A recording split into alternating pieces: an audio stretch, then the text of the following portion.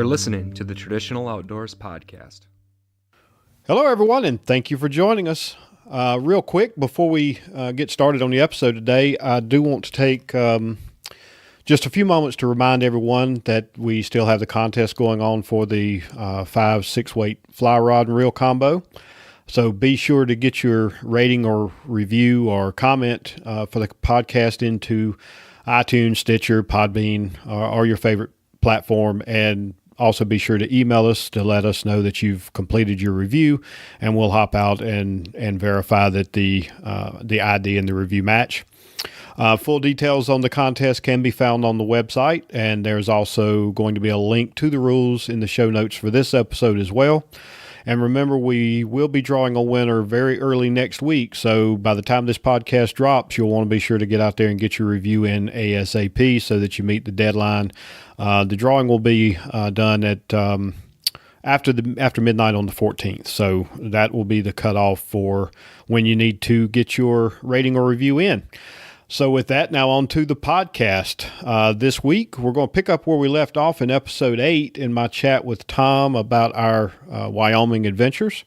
But first, I wanted to welcome Nick back to the show from his turkey season and get a full report from him on how things went. So how's it going, Nick? How was turkey chasing this year? No, hey, Steve, it's going good. Turkeys went really well. We ended up I hunted with John Buchin. As per usual, he's kind of like my turkey partner, and he's really kind of showing me the ropes out there. He knows where the birds are. He's a great caller. The difference is that he's never killed a turkey with a longbow either, so we're both kind of newbies in that regard. But we've been having a lot of fun, and we didn't end up with a bird, but we got close. And in our case, close really does count. In this game, the way we're doing it, we didn't use a blind. It was basically a run and gun situation, but with longbows. And we carry a couple deeks in John's vest, and if we get there in time to set them up, that's great. Most of the time, we find that we'd rather not. We just kind of call, and we basically scrape together cover or put a stalk on, but it's all done naturally. We don't ever set anything up, partially because we're on public land, and this particular piece of public land is pretty well hunted. There's several farm fields, private and public. One of the private fields is a farm that is open to the public to hunt during turkey season. And we used that a little bit. We actually hunted a new property that used to be private land that was opened up to public. And we found out we weren't the only ones that knew about it. So there was that too.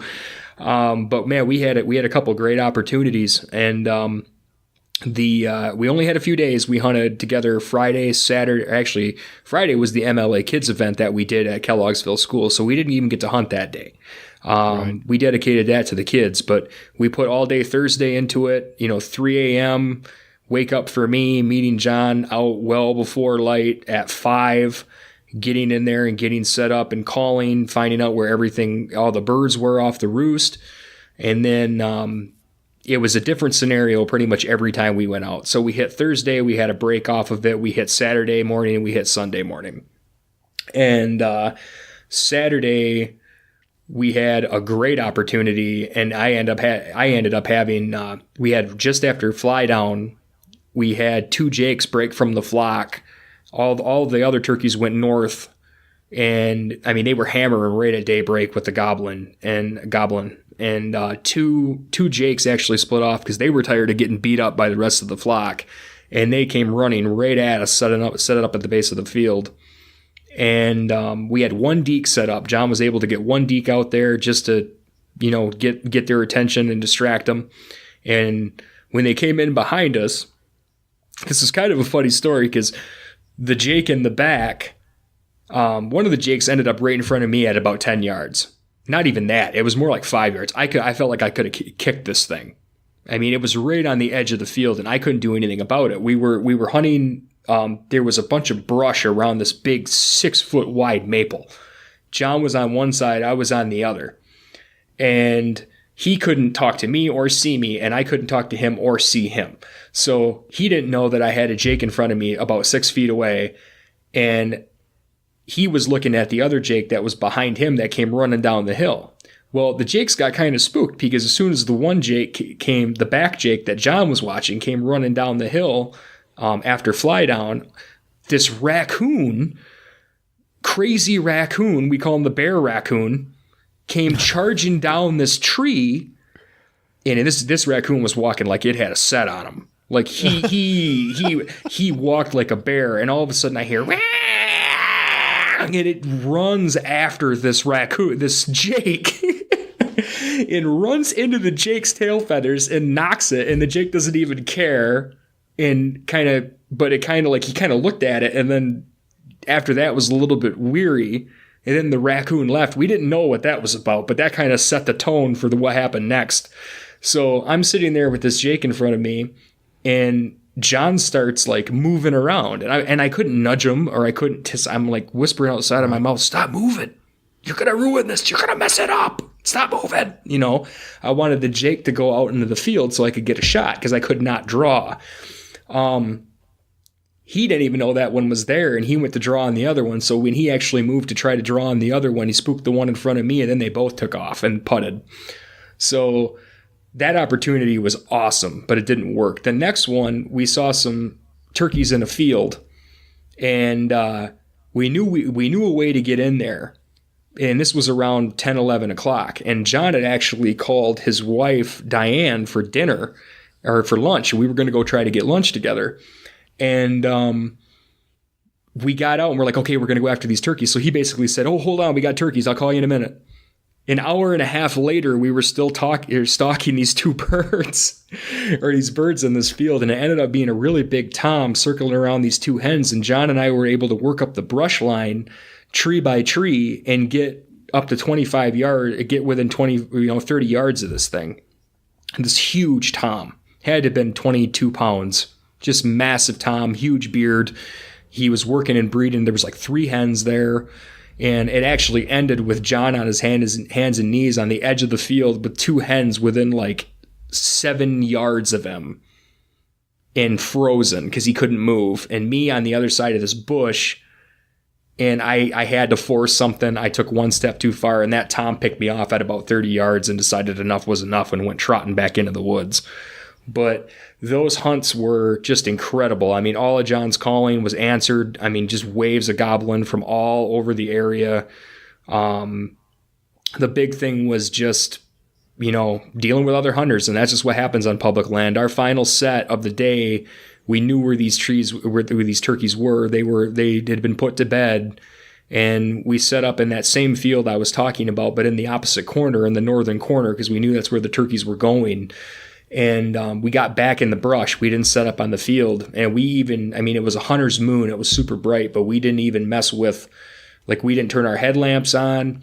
We worked the shadow of the field all the way around this big open field so we couldn't get seen off the roost. And we were literally set up right underneath the roosting trees. And somebody came in at daybreak and started setting up decoys and making a bunch of noise. And of course, we had to tell him, hey, we're in the back corner. He didn't care, so we got up and left. He got mad, stomped out, crunched everything, spooked all the turkeys off the roost. Fortunately, we had some late fly downs on the other side of the ridge, and the toms just were quiet. They went right into the swamp. They didn't come within 40 yards. So we figured those turkeys had been hunted pretty hard, and they just weren't talking. They had been spooked the night before or that morning because of that guy. But that's just turkey hunting, man. We had a blast. Again, this is the second season in a row. John and I would have tagged out with a shotgun, and we thought about it real hard afterwards. Right. But it was worth. I know you had said something about you thought about taking it to last. Well, and I was going to, but I hadn't shot it in a year.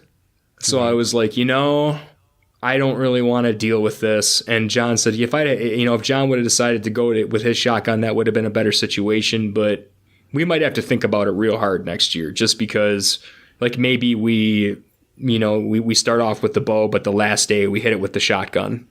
Yeah, I can definitely appreciate that. Yeah. And the thing is it would have been just as fun. I mean, Sure, absolutely. Turkey hunting, you're doing all the work. I mean, with turkey hunting, it's not really about the weapon you're using because you're doing all the work ahead of time. I mean, it's such a strategic game that I can appreciate a turkey kill with anything except for maybe a rifle at 300 yards or, something like that. That's a different situation. That's more of like you're killing it because you just want it and it's a nuisance or something. But if you're just doing traditional shotgun, like I could have easily had a shotgun on my knee when that Jake was there and had a bird. I mean, even then I would have had to cross the shotgun to my right knee or to cross the shotgun to get a shot. And that would have been hard. But that's why turkey hunting's great. I mean, they're not the most intelligent of birds, but their instincts are just great and they can see everything. And it's just a lot of fun. And I'm telling you, I know that I will love elk hunting someday. And hearing, I mean, a gobble in the morning is the closest thing I've ever gotten to an elk bugling in the morning, and when you're dealing with a frost and a beautiful morning and you've got that gobble cuts, or an owl. We had an owl the first night we went, or the first day we went, Thursday, we had an owl sound off and we got a shot gobble. And that was, you always get your, kind of your cackles up when you hear that. That gets you really excited. But yeah, man, I'll take your word for it. It's just not. Like I've said before, I've tried it. It doesn't get me excited. Although I did. So instead, this year I drug all of my fly fishing gear out, knocked the dust off of all that, sat down and actually tied up a bunch of flies, and I got out 3 or 4 times now. In the last few weeks, while people were chasing turkeys, I was hitting the streams fly fishing, and I'll be honest, I've had a blast. Except for the fact that I discovered my waders had been sitting too long, I guess, and now they've started leaking. So I've spent the last week and a half with Aquaseal trying to get these things to stop leaking, but it may be a lost I'd cause. imagine that's a fun guessing game to play.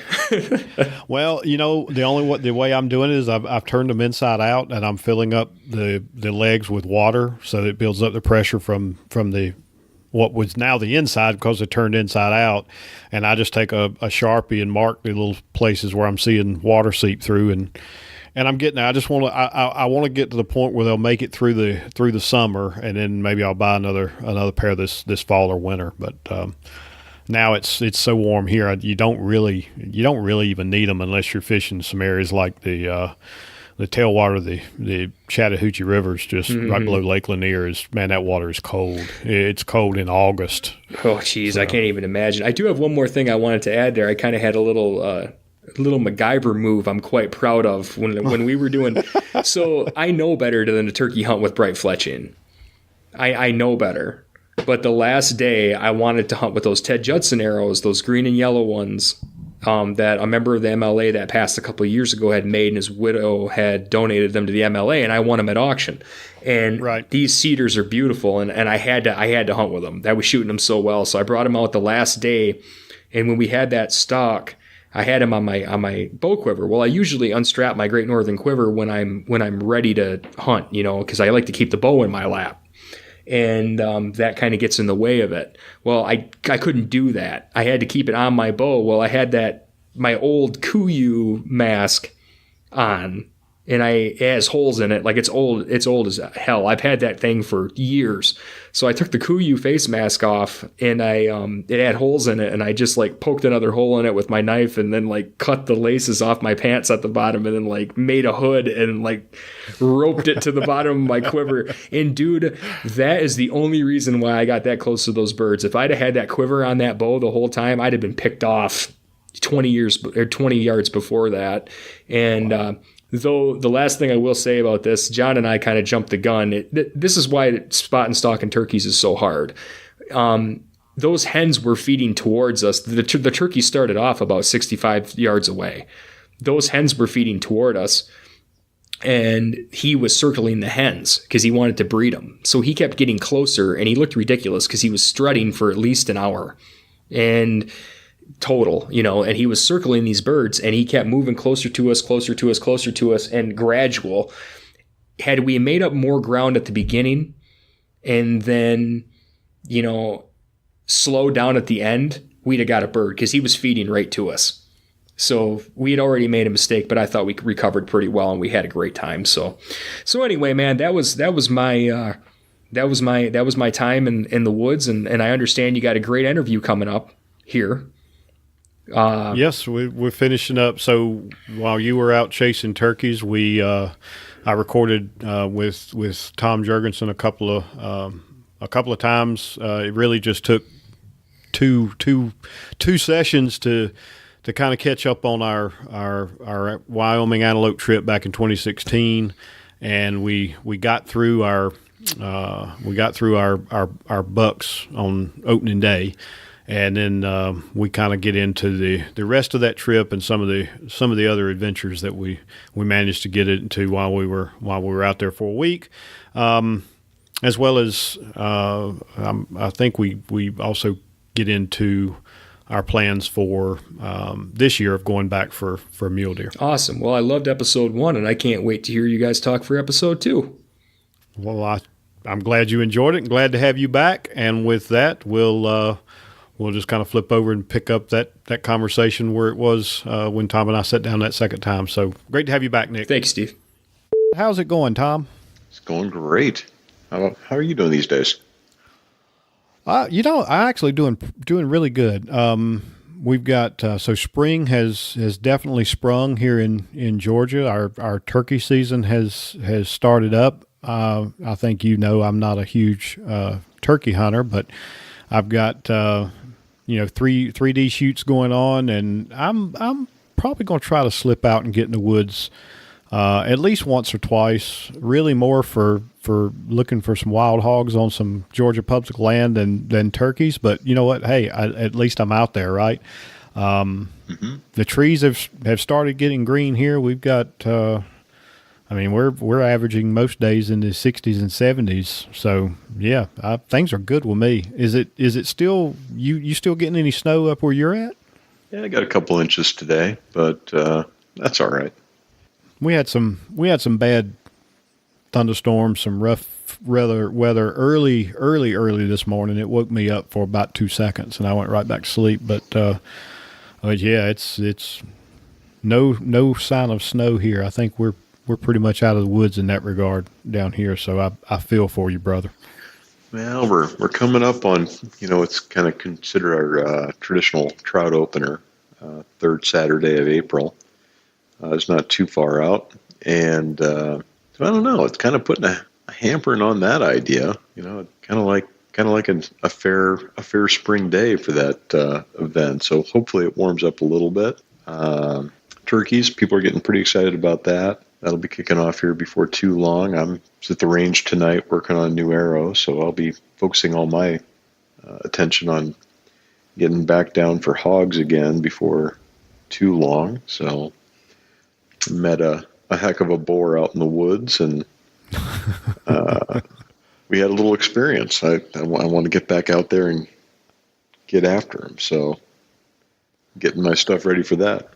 Well, you mentioned the trout fishing, and I'm looking for the right catalyst. I really want to get out there again, but I have so many different things that I've got kind of going on, and I keep finding excuses. However, I'll give you a little insight here. I committed to it last night. I talked to you a while back about my desire to have a 2-weight set up, which I've wanted for quite some time. And I was looking at have you ever had any dealings with cheeky reels, fly reels? No. So I ran into them online, and I've actually been looking at them, and they look really nice and look to be a really good price. So I threw a question out on one of the fly fishing communities on Facebook and just said, is anybody used one of these reels? And I think the rod I threw out there that I was thinking about pairing it with was one of the Moonshine Rod Company rods, and just to see what anybody have to say. And as it turns out, one person responded and said they had a 2-weight, and they would consider letting go of it because they really enjoy and use a 3-weight more. Well, somehow I committed to buy this thing. So, but it's a custom modern fiberglass 7-foot 2-weight paired with and this is what's going to really get at you if you're like me and get excited about such things. But it's got an Able TR1 reel on it, and it's already filled with weight forward 2-weight lines. So I think once I get my hand on that, I'll probably get a real strong itch to hit a stream. So it's a ways out. I worked out a deal with a guy where he's not in a hurry, and luckily for me, I'm not in a hurry to fork over the money. So he's going to let me spread it out over a little bit of time. But yeah, I'm kind of excited about that one. So, oh, nice one. Yeah, well, I just picked up my new reel for my 3-weight. I'd had a reel off of a 5-weight on it, so the balance was all off for years, and new backing and line and all of that, of course. So, yeah, I'm ready. I just need the weather to break. So, unfortunately, I've got the weather. I've got to make my schedule break, but I will make that happen. So let's we kind of left everybody hanging the last time you and I were doing one of these together. We had it's about 11:00 a.m. on opening day. Yeah, we got our both of us had our bucks on the ground. I know, and I'm not going to go into a lot of details on that, but it would end up taking me the full 3 days that we had to get my doe on the ground. I not for lack of opportunities. I think my total for that 3 days was 250 some antelope, if I remember correctly, what I'd actually jotted down in my journal. But I didn't drop the string on my doe until the last day, and actually shot my doe from your blind that you had taken your buck from. True. True. I think you really want to get your money's worth out of that license. Yeah, I did. I really wanted to get my money's worth out of the whole experience of hunting antelope. But I guess I'm getting a little bit ahead because I know there was a little side story that you wanted to tell everybody out. There was, I guess, a little bit of humor poked in my way. But I'll let you tell it from Tom's perspective. Well, let me tell you about the bravest man I've ever known. So, got these wall tents out in the prairie, and I wake up that first morning, and alarms are going off, and you can hear it from the other tents around. And we got one or two going off in our tent, and pitch black dark. Dark. Oh yeah, well, it's a couple hours before light at this point. And I said something to you like, "Hey, my headlamp's on the table between the bunks." I'm like, "Hey, I got a headlamp right there if you want to grab it." Nope, got it. Jump out of bed. You're doing whatever you're doing, getting ready to start the day, and look, I have no problem saying. I mean, I'll be honest. I had consumed a lot of water the day before, and I had to lose some water. Yeah, quickly. So now, fast forward another day, and alarm goes off, and like, "Hey, man, the light's right there." I'm like, "Nope, be right back." And jump out of bed and off you go. Third day, I said, "Someday, Steve, I'm gonna tell the world about the bravest man I've ever known." "What are you talking about?" I said, "Man, I would not jump out of bunk down onto the ground without shining a flashlight to check for rattlesnakes."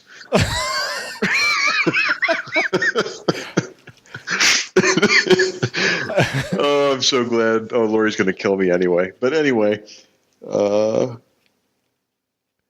the third morning, while you were off hunting your pronghorn doe, they ended up killing a rattlesnake I don't know, maybe And 10 feet from the corner of that tent. And it wasn't a little one either. Oh, it was a big one. Oh, yeah. I mean, the good thing is clear nights, it was cold out, and they'd be down their hole or something. Like, the chances of stepping on one was pretty slim, but still, it was, I thought, a good educational opportunity for you to remember that there's other critters out there too. So, yeah, and I will make it known that on the fourth morning, the morning that we had to leave, I did not jump up and run out of the out of the wall tent without a headlamp. So I can be taught. That's good. And you're right. It was surprisingly cool at night. Obviously people that are from out west or have been out west, this isn't going to come as a surprise, but it's really amazing how cool it can be at night and how quickly it gets hot once the sun breaks the horizon. I think I said that the last time we were talking about this, but like I said, I didn't have a problem grabbing the headlamp the last morning after the rattlesnake was killed in camp. I also have no problem admitting when I shot my pronghorn buck, it's the only animal I believe I've ever taken in my life that I was actually in my underwear. I mean, the only way you could survive and you were hunting a blind similar to mine. It was the where they basically cut a water trough and put a lid on it. So you're in this big metal box.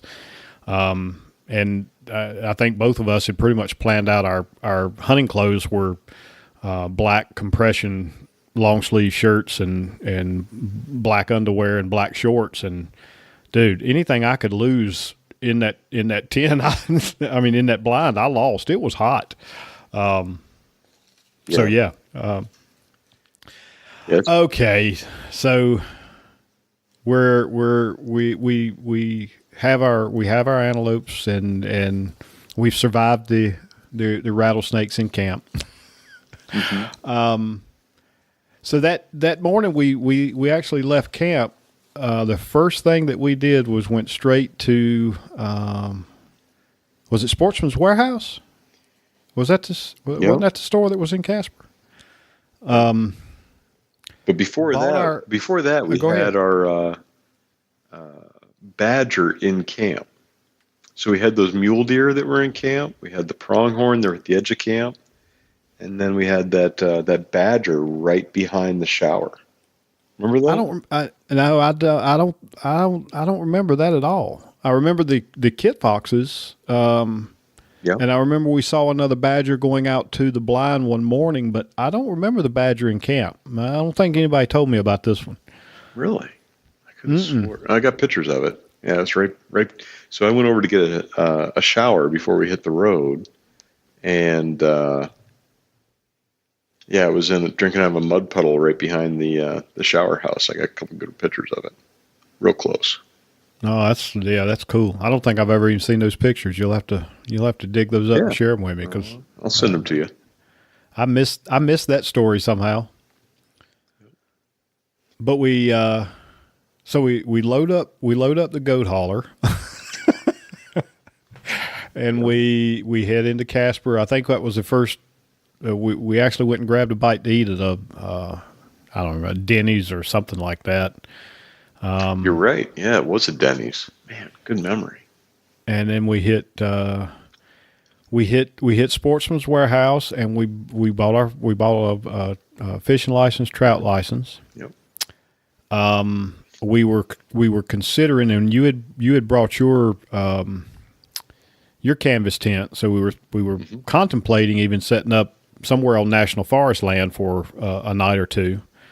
I remember we were looking for headgear to keep our heads warm because we had already figured out that it was going to be cooler than what we'd been accustomed to. Mm-hmm.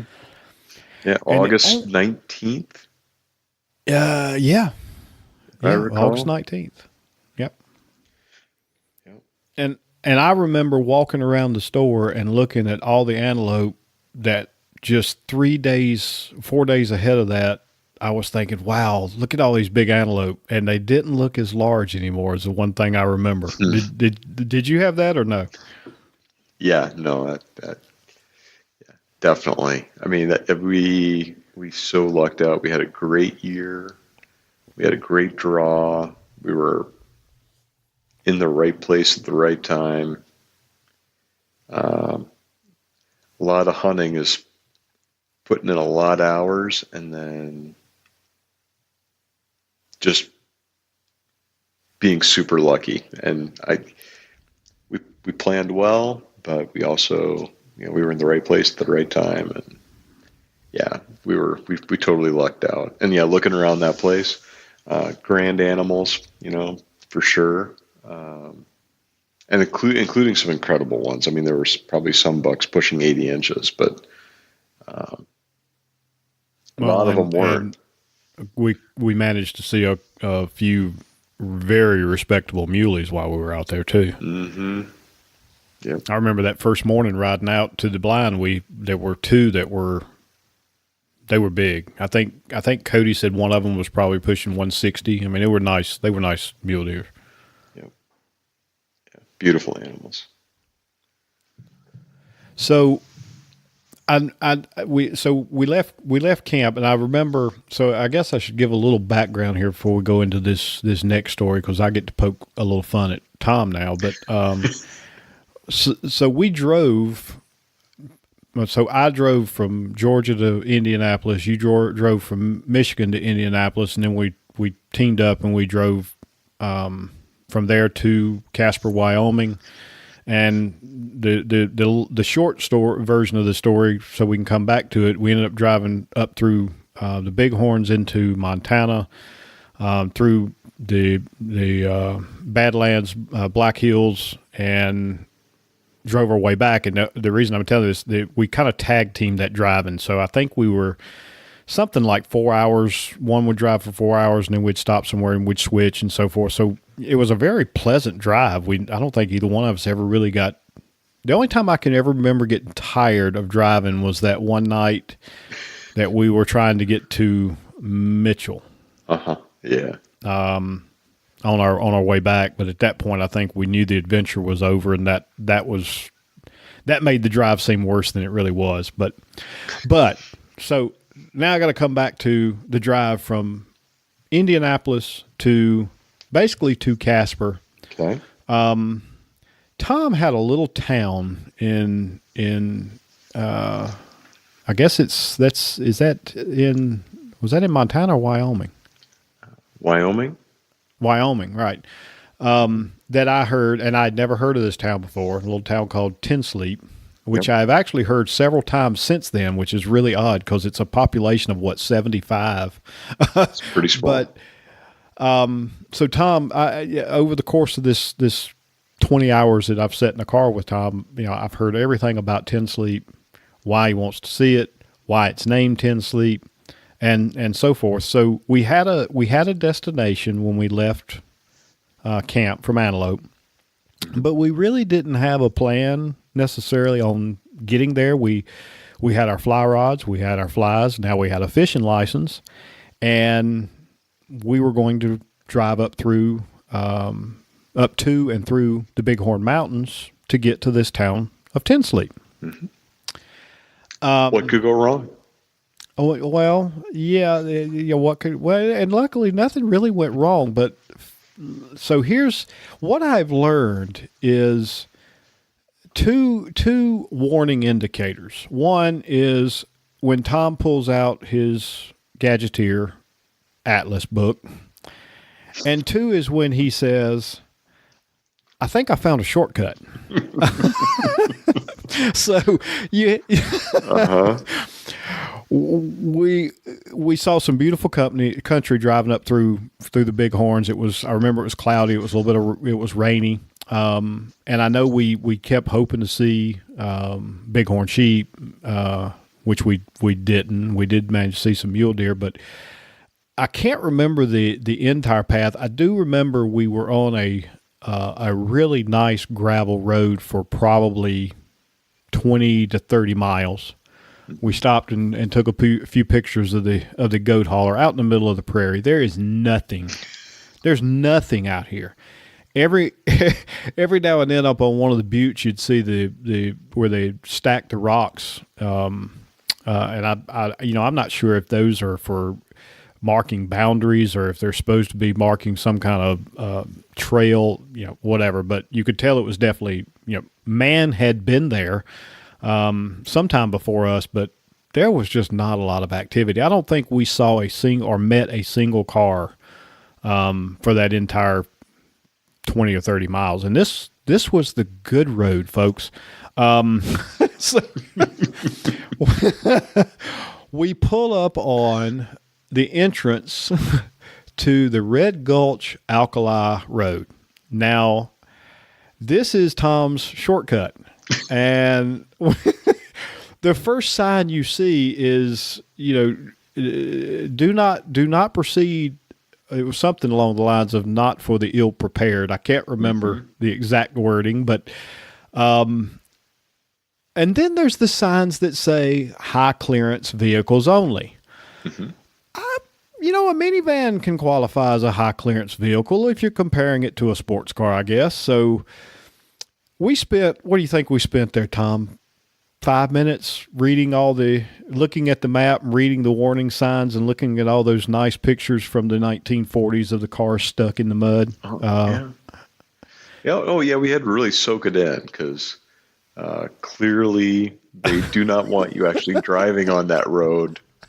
Some of the things had things like there are not tow vehicles that can get you out of here.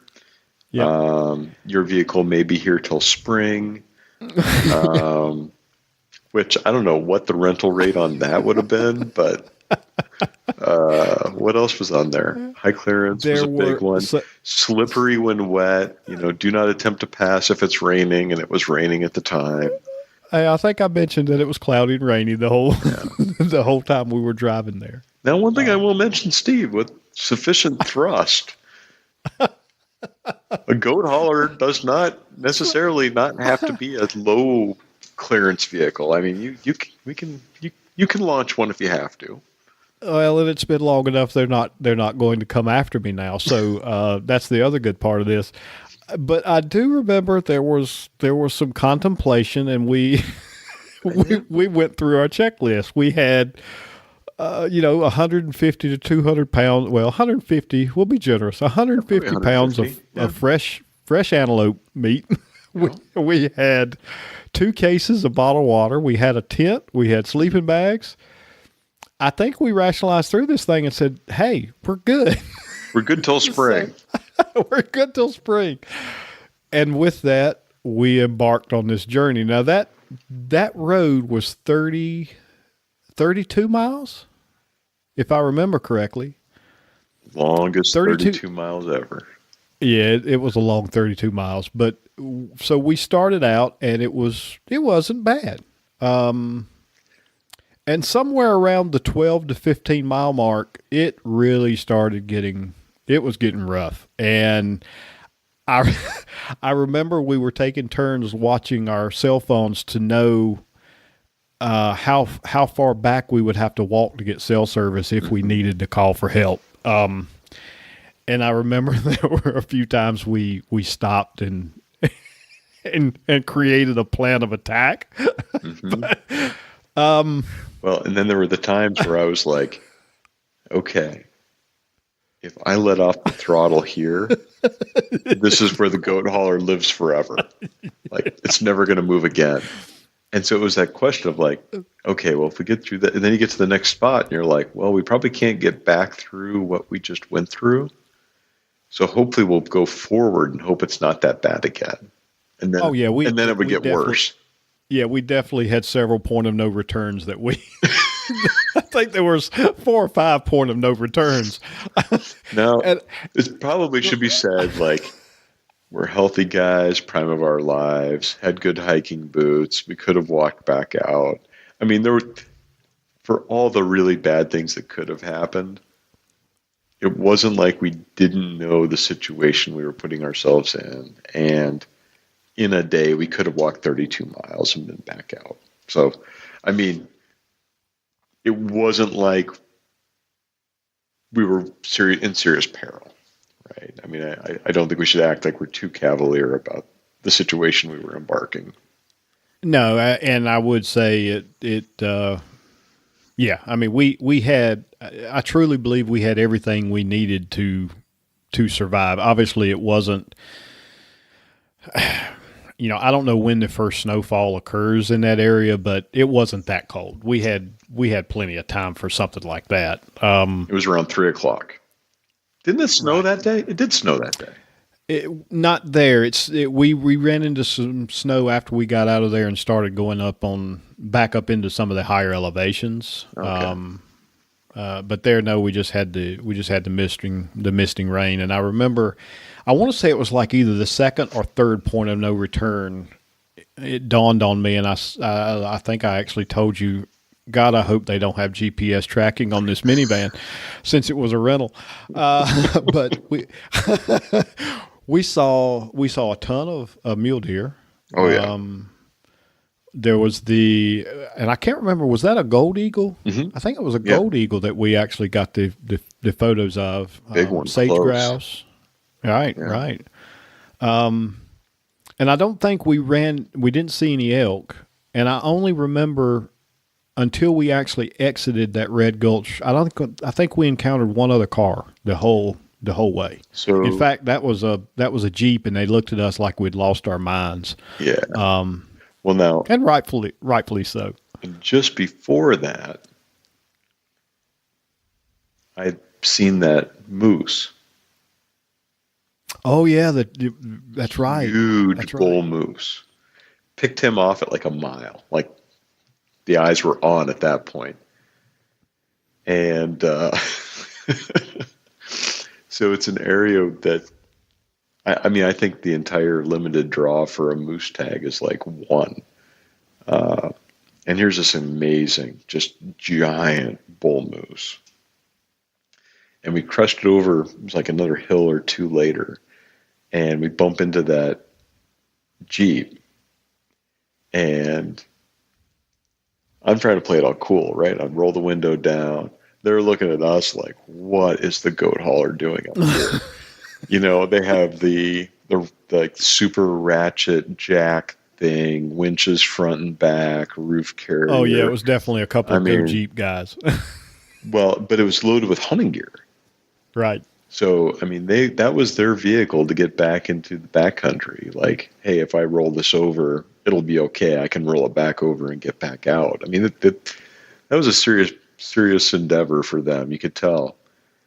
And so pull up. We find a spot just wide enough in the road that the two cars can be side by side. And I roll the window down, and we're basically like mirror to mirror, like looking in. Like I'm smelling this other guy's breath, and I'm like, hey, we're just driving around looking for some elk. We'd like to take some pictures.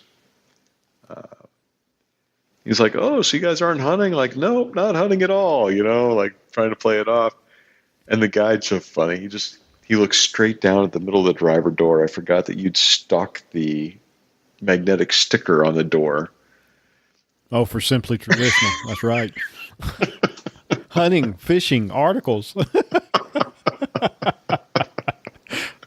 He looks at that. He looks at me. He's like, so you're not hunting? Like, no, we already killed the pronghorn. We're on our way home. He's like, Anyway. Yeah, I don't think funny. he ever bought it. Yeah. That was it was funny though. It was like, and I had actually, I didn't forget about the moose. I guess I forgot to bring it up just now until you did, but I remember the other. So we actually got out of the goat hauler because I really wanted some really good pictures. And I don't know how close we got to that moose, but it was probably 150 yards. Yeah, I mean, when we were taking the pictures. Certainly weren't bothering him. He knew we were there. We knew he was there, and there was plenty of room between us. I just remember thinking, if that joker decides he's had enough of this, I don't know that we can get. I don't know if I can get back to the goat hauler before he catches up to me. That was a big animal. I mean, that was just a really big animal. Oh yeah. And we ended up spotting another one an hour or so later. Wasn't quite as big, but it was still a very respectable moose, the second one. Yeah, you saw that one. Yeah, it was a good bull. So we had our discussion with the elk hunters who just weren't going to give us any information at all about finding any elk. And I remember it was just right after that when we came across that stream that we decided to stop and do a little fishing. That's right. And I managed to catch my first western rainbow out of that little stream, and I don't even remember what the name of the stream was. Do you? Or if maybe it didn't even have a name. I truly can't recall. Let me tell you what I do remember. Okay. I do remember that it doesn't matter what time of year it is, you guys that live in Michigan have some kind of weird tolerance for cool weather, because at this point, the guy from Georgia has gone from 100 plus to 40 degrees at night, 105 during the day. Now we're up in these mountains, and I'm still wearing shorts from leaving Antelope camp, and we get out and we start wading in this Rocky Mountain stream, and I just remember I lost feeling from my knees down pretty quickly, and just was bound and determined I wasn't going to let on, because I look over and Tom's just just another walk in the park to you. Man, I think it took me an hour after we got out of that stream to get warm back up. Yeah. I think there's something to be said for getting really cold a few times in your life, and then you got some sort of gauge where you're like, okay, if I'm not that cold, I'm not in real danger, and then you don't worry about it and you can enjoy stuff. I do remember that the water was cold. I was really excited to see the little stonefly exoskeletons all over all the rocks. Yeah. We got you your first trout. I tried to get one, but it was a pretty small pool we were fishing. There was big ripples above and below, so we were pretty limited and short on time. So luckily we found other spots to fish later. But it's just one of those things where I figured I'd feel my feet again in an hour or two. It wouldn't be a big deal. Well, and I do remember you did finally. I like to. We both caught our trout. Neither one of us got skunked. So No. And I'm. You know what? I want to use that as a segue to talk a little bit more about fishing. But there's one little cap to this whole story that I just have to tell. So that we were actually we had planned on camping and doing some more fishing, but the weather was not sounding too promising. And as good of a week as we had, I think between the two of us, we just decided, you know what, a hotel room's not going to kill us, rather than trying to, set up a tent, knowing it's going to rain, knowing we're going to have to pack a wet tent and smell, wet stuff all the way back home. We ended up going to Sheridan, and we stayed in Sheridan that night. And I just remember pulling into, I don't even know if you remember this or not, but I pulled into the gas station to fill up the goat hauler with gas, because we burned a lot of gas on that back road. And I walked back, and I flipped open the outer gas lid, and I was like, oh my God. And it literally took me, 10 or 15 seconds to reach in and scrape all of the mud and the little pea gravel out from around the gas cap, so I could take the gas cap off and put gas in the car without getting crud down in the fuel tank.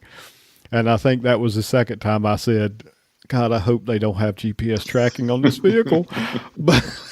but obviously they didn't. I didn't have to pay for that car. So Could have been the most expensive hunting trip ever. it definitely could have. So, Tom, I think I know we both carried or did we both carry fishing gear, or was it just, I think maybe I just had fishing gear. I know you fished with we just basically traded the rod back and forth while we were fishing. So I honestly can't remember, and I don't know that it matters, but you've been fishing longer than you've been hunting, right? Oh yeah, years and years. Yeah, you weren't allowed to hunt in the state of Montana until you were 12 years old.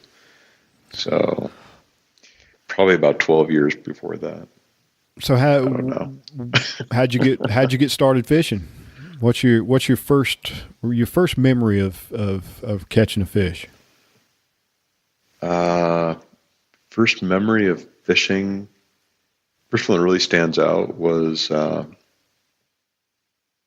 was 4 years old and on the ice on Foy's Lake with my dad, and we're ice fishing for trout, and a guy parks his car next to ours and comes walking out, which, in retrospect, in the 70s, that was just pretty rude. Like, you give people plenty of space when they're fishing. And he comes out with a camera and he takes a picture. It turned out he was with a local newspaper. And so made the front page. Not a whole lot going on that week, apparently. But yeah, so 4 years old, ice fishing on Foy's Lake. And I know I'd already caught fish before then. I don't know exactly when I started fishing, sometime before the age of 4.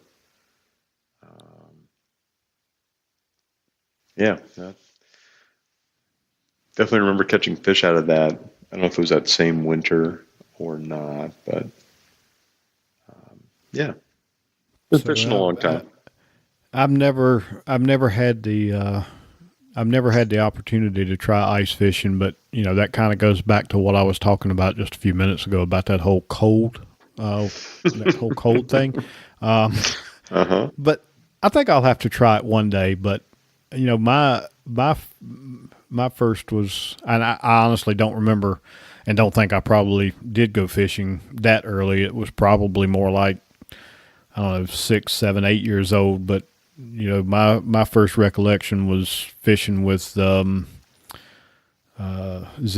202 push button reel with little bobber. Probably, I don't know if it was crickets or earthworms or what, but just fishing in a local river that was near where I grew up. And I vividly remember that once the first time I caught a fish, it was like this is fun. I want to do it more. And even when I couldn't do that, I was making my own fishing gear using sewing pins that my mother would leave lying around or something. I'd pick them up and bend them and find some thread and catch little suckers and chubs out of a local creek whenever I could, which usually meant I would pull them out of the water before they fell off and went back into the water. But yeah, had a lot of fun doing that. So, but now you're mostly a fly fisherman now, right? Mm-hmm. Or do you still fish with spinning gear too? It's been a long time. Took a little vacation out to the beach in North Carolina and did a little spinning gear for the surf. But other than that, pretty much been dedicated to fly fishing, I guess, my whole adult life.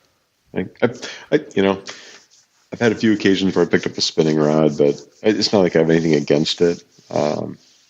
But I just enjoy fly fishing. So you're not a fly fishing elitist snob. You just you just enjoy it more, right? Yeah. So I think I was just chatting with one of the BHA board members about it, fly fishing and fly fishing culture, and it's like I love fly fishing, and some people who fly fish are a little hard to bear sometimes. So um, I don't know. I think sometimes we make it way too hard. It's take a little piece of feather and tie it to a hook and try and fool the fish. I think sometimes there's we don't need an internet of things to accomplish this. That can be said for pretty much everything you do in the outdoors. I mean, can you? Let's just say there's a lot of things that outdoorsmen choose to spend money on. When you get right down to it, do you really need it? Nah, maybe not. But John Buchin was on the podcast a couple weeks ago, and I asked him the same question about or similar question about turkey, and is it as there's many gadgets for turkey hunting as there is for deer hunting, and he just said something like, we got to have our tools. We love our gadgets, so But I definitely get what you're saying. So I do still have several spinning rigs myself, and I've got to me, a very important reason why I have them and why I still use them, and that's Bella, my daughter, really loves getting out and trout fishing and most times she hasn't graduated to fly fishing yet. I actually bought her a fly rod. I've got it. I've got the line. I've got the reel, and we just her schoolwork and her focus on her education just takes all of her time right now, and we haven't had a time to get out there and do it, but we will. But as long as she wants to go and she can cast a spinning rod and wants to go, I'm going to keep spinning rods. You know what I mean? Yeah, I do. Yeah. It's interesting. I said a few times, I just pray someday I'm as good with my longbow as I am with my fly rod. I think that fly fishing was one of those things I truly mastered every aspect of it, and I'm very comfortable with it. And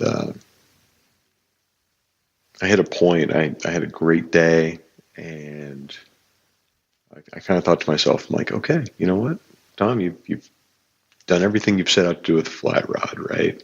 You turned your own rod, you created a fly, without a pattern or design from scratch to match something on the water. You caught this great fish.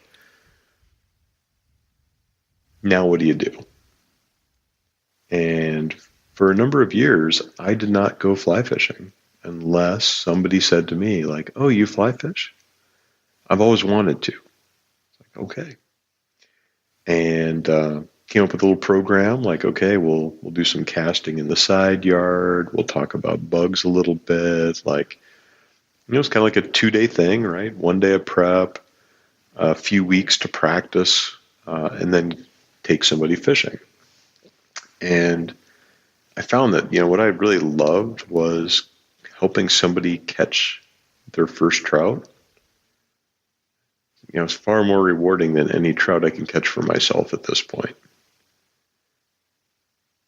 So I hope that, so got spinning rods, got fly rods. I do enjoy it. I do love getting out. There's a few adventures that I really enjoy, on the fishing front, but the real reward at this point for me with the fly rod is passing it along to somebody else. So I'm gonna come back to that because I want to hear more about kind of some dream fishing trips for Tom. I consider myself an accomplished novice when it comes to fly fishing. I mean, the majority of my fly fishing has been limited to trout and some panfish, some bass. I did catch one really big sheep's head on a fly rod many years ago, but everything, and I wished I had found somebody like you when I was growing up. Back to Fur Fish and Game again. That was the only magazine I could afford, man. I mean, it was cheap, it was entertaining, and I kept myself subscribed in it for many years with my, money I would get from my grandparents on my birthday and stuff like that. But I remember buying the worst fly fishing outfit. It was probably not matched. I didn't even have any idea of what line weight was. So I bought it at a little store called Gibson's. It used to be a little department store where I grew up, and it was a hideous thing. It was so heavy. It's a wonder I ever learned how to cast the thing at all, but I did. And I remember wanted nothing more than to catch a trout on a fly rod. And I can tell you the first trout I caught, I still remember it. And it was 100% accident. I can tell you this, I was fishing a wet fly. I remember I didn't know what I was doing, and all of a sudden I went to, pull my line up because I was going to recast it, and I went, oh crap, there's a fish on the end of it.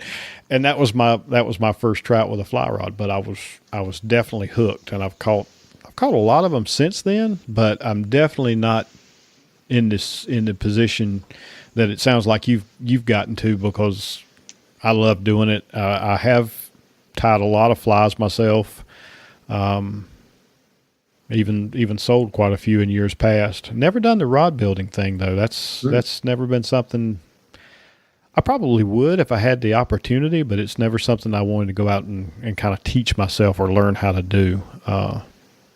But I want to come back full circle. I rambled there a little bit. So for Thom, what are some dream fishing trips? I guess I kind of told you a couple years back what my dream hunt would be, and I got to find a new one. But what's your dream fishing trip or trips? So, you had quite a bit of time to think about hunting pronghorn. Probably the closest thing I have that I've done already in that regard was pike fishing, northern pike with a fly rod. I had first looked at doing that, I think, around 1998, 1999. I caught a few, actually, in 98, small ones from canoes in Idaho and Washington with fly rods.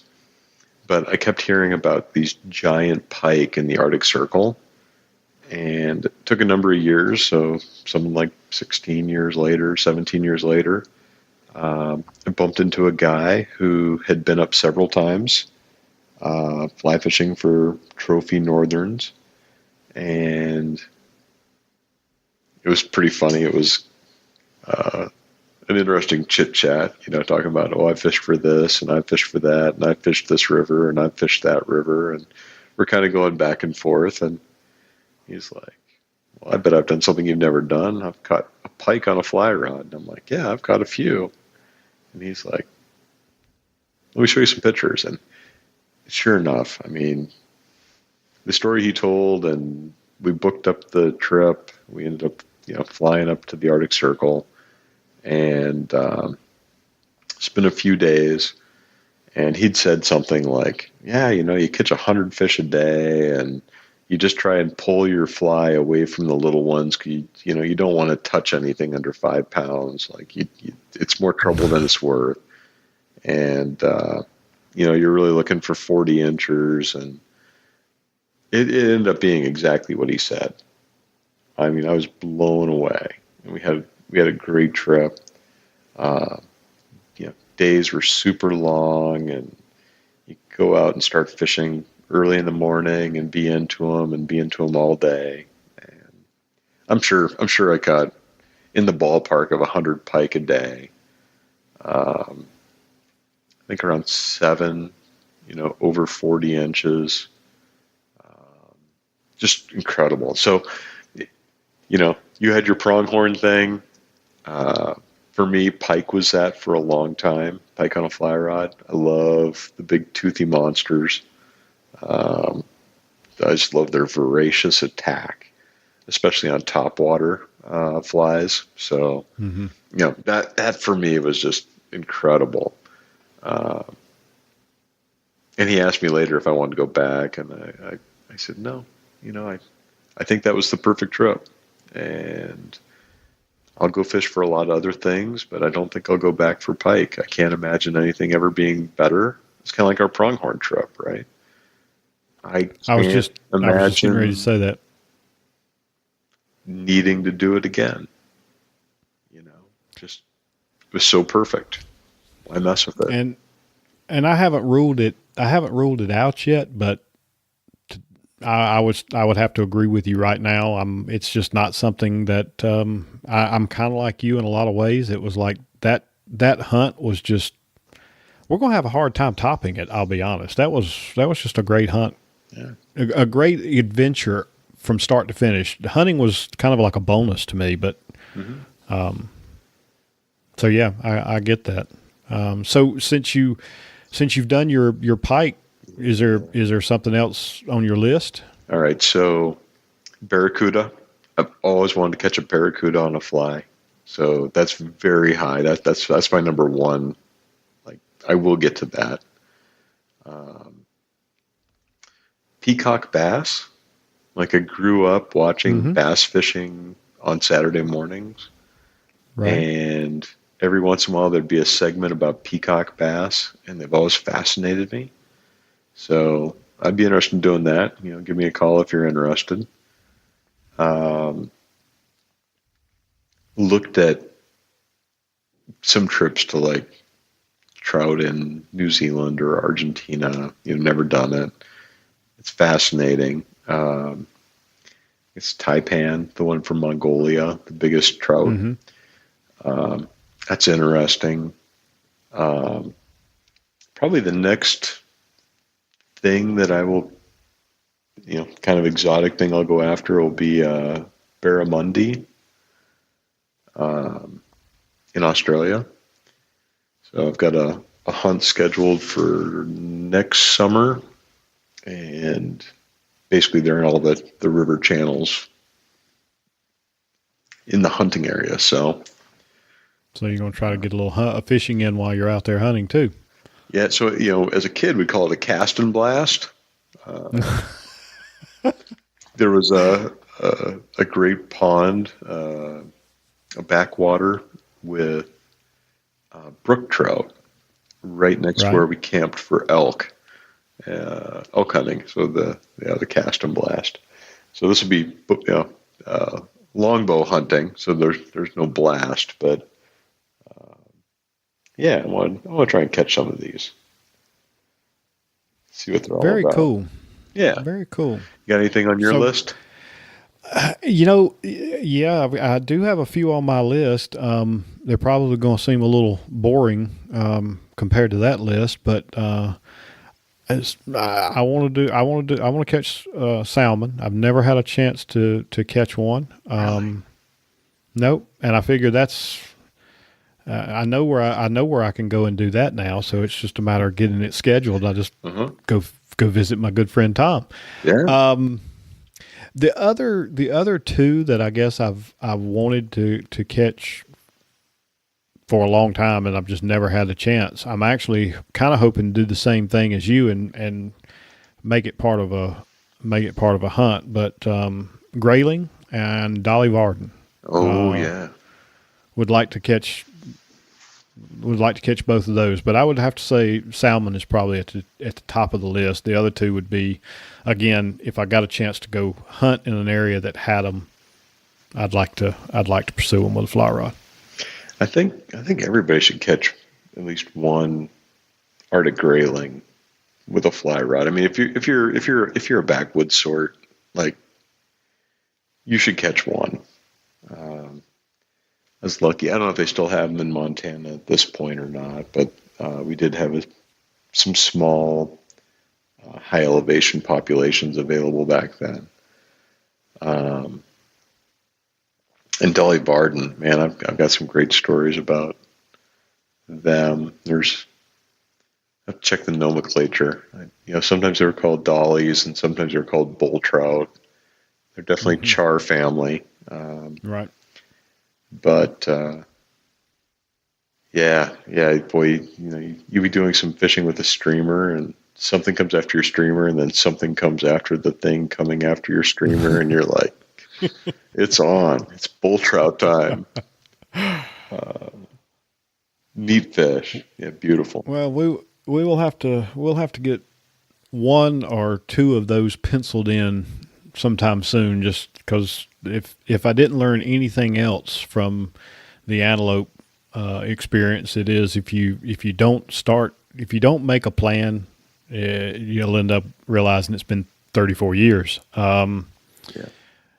So, and speaking of that, we do have our next big adventure on the horizon.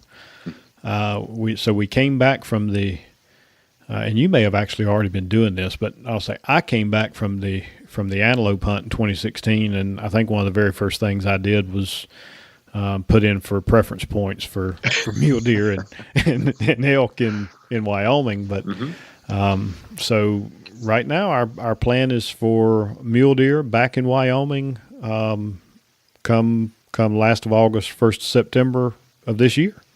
Yep. Yeah, pretty exciting. So it's taken us a couple years to get the timing right, but that's not too bad, right? I mean, with all the stuff we have going on in our professional lives and so forth, I think every other year doesn't seem too bad. We got a lot of points built up between us for deer and elk, and I think some moose. I think the fun thing about this one, if we can tip our hand a little bit. So we have a do-it-yourself backcountry trip. So we get to succeed or fail on our own accord. And I'm pretty pumped. I mean, I'm really excited about this trip. I'm very excited. In fact, I think you wrote a little post on your blog the other day. I'm having a hard time containing myself, so picked up my binoculars this week. Mm-hmm. Really excited about those, and I'm actually kind of going through the paces on those, and I'm planning on writing a review. They're the Maven B2 11x45s, and I can already tell you I love them.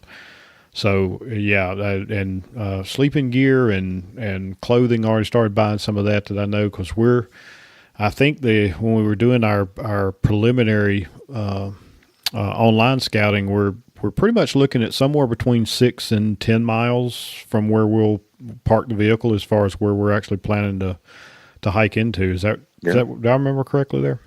Sounds about right. Yeah, I think the very closest was somewhere around 6.